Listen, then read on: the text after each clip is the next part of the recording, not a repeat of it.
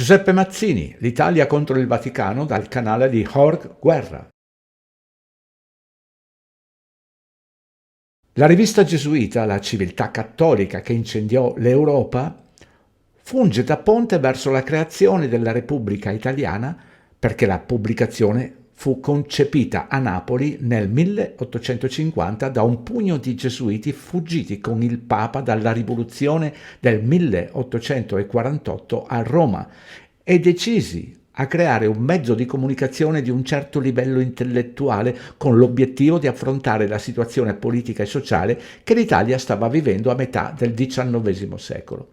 La penisola italiana era occupata soprattutto dal Regno di Napoli, governato dalle famiglie Borbone delle due Sicilie, gli antichi Farnese, cofondatori dei Gesuiti, nobiltà nera, e dall'eredità della frode costantiniana dello Stato Pontificio sotto il Papa di Roma. Fu l'organizzazione segreta e rivoluzionaria con connotazioni massoniche chiamata i Carbonari che all'inizio del secolo lanciò i primi proclami per l'unità d'Italia, guidati in seguito dal massone Giuseppe Mazzini, un attivista che sosteneva un'unificazione in forma repubblicana. Un attivista che apostava por una unificación a modo de república. Che nel dirigerle con il popolo e per il popolo sta il segreto della vittoria. Convinto che la virtù sta nell'azione e nel sacrificio, che la potenza sta nell'unione e nella costanza della volontà, do il mio nome alla Giovane Italia, associazione di uomini credenti nella stessa fede, e giuro di consacrarmi tutto e per sempre a costituire con essi l'Italia in nazione una, indipendente e repubblicana. Mazzini creò gruppi di attivisti chiamati Giovine Italia o Giovane Italia che si diffusero in diversi paesi del continente con i nomi di Giovine, Giovine Europa, Giovine Germania, Giovine Svizzera, Giovine Russia e Giovine Bosnia. Alla Giovine Italia si unì Giuseppe Garibaldi che col tempo e nonostante varie sconfitte prese le distanze da Mazzini sostenendo una monarchia parlamentare con il re del Piemonte, Vittorio Emanuele di Savoia, a capo di un'Italia unita. Fin dal Medioevo i Savoia erano banchieri e mercanti che commerciavano con la Russia dalle rive del Mar Nero, nella regione di Khazari. Da qui il loro rapporto con questi falsi ebrei askenaziti così popolari oggi nel mondo alternativo. Mazzini si trasferì in Inghilterra negli anni 30 dell'Ottocento per dirigere da lì le insurrezioni in Italia. Ospitati in casa dell'alta borghesia e in contatto con guru del libero scambio come il visconte Palmerston o Sir John Bowring e ospitati a Londra dal console del presidente Franklin Pierce, membro della Young America, da cui in seguito emerse la loggia Bernard Britt che si chiamava George Sanders, e sponsorizzati anche da Edwin de Leon e dal banchiere massone Auguste Belmont, complottarono lo smantellamento di imperi e regni europei per trasformarli in repubbliche. Un importante dettaglio: secondo un articolo del 1851 del Morning Chronicle, la personalità di Mazzini fu elogiata dalla rivista gesuita La Civiltà Cattolica, dove scriveva: i gesuiti hanno pubblicato un'opera intitolata La Civiltà Cattolica e, per quanto strano possa sembrare, la biografia fornita dal celebre repubblicano Giuseppe Mazzini è molto favorevole. I gesuiti non solo negarono che sia un assassino, ma affermano che possiede eccellenti qualità sia di cuore che di mente e si lamentano che tali doni della natura vengano impiegati per una causa malvagia. Ammettono anche che è adorato dal suo partito, che gli obbedisce implicitamente e infine, se fosse stato gesuita, non avrebbe potuto dargli un carattere più elevato. Questo resoconto biografico, tuttavia, ha gravemente offeso il governo romano e in particolare il vicario generale e, come è noto, gli autori sono in disgrazia. Il XIX secolo fu un secolo molto turbolento, con diverse guerre per l'unificazione o risorgimento, come è noto, che culminò col processo con l'esercito della Casa Reale di Savoia e il sostegno di Garibaldi nel 1870, quando nacque la monarchia parlamentare italiana in una penisola fino ad allora dominata da famiglie considerate straniere, come gli Asburgo e i Borboni delle due Sicilie. Lo Stato Pontificio era l'ultimo baluardo dell'impero cattolico romano ancora da conquistare dagli Anglo-Veneti. Pertanto, l'ideologia che ignora i confini fisici sostituì gli eserciti per penetrare le menti anziché conquistare territori con la forza delle armi. Fu l'ideologia massonica presente nella Carboneria a piantare il seme repubblicano degli Anglo-Veneti in Italia. Il massone Giuseppe Mazzini fu il primo esponente ideologico di un'Italia unita e repubblicana. Il caso di Giuseppe Garibaldi è un po' diverso perché all'inizio della sua lotta e del suo attivismo non era massone. Fu durante il suo soggiorno in America Latina, dove guidò il movimento dissidente degli espatriati italiani della Giovine Italia, che si unì alla loggia Asilo de Verdun.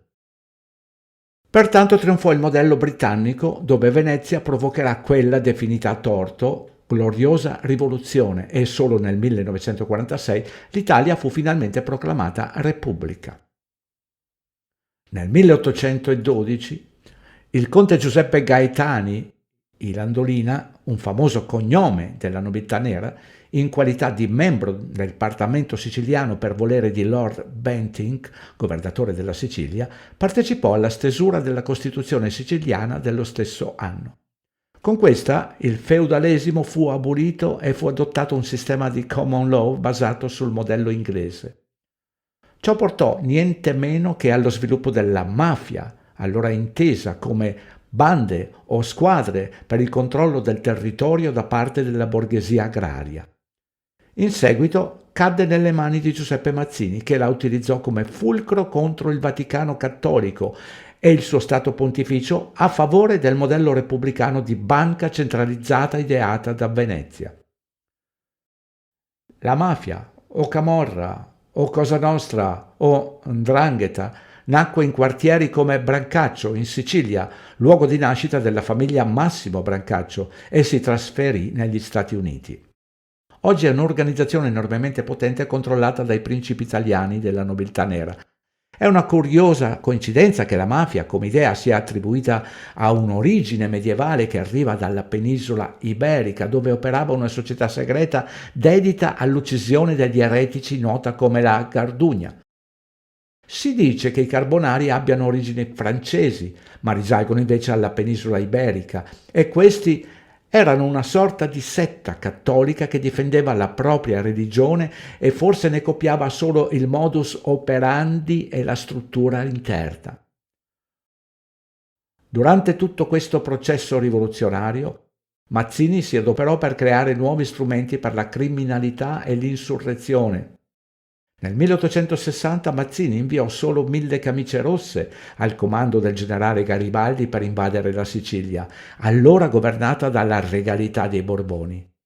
Questo miracolo, fra virgolette, di un assedio da parte di una forza così piccola fu compiuto grazie al supporto della mafia siciliana e di 2 navi britanniche sulla costa che monitoravano le sue operazioni.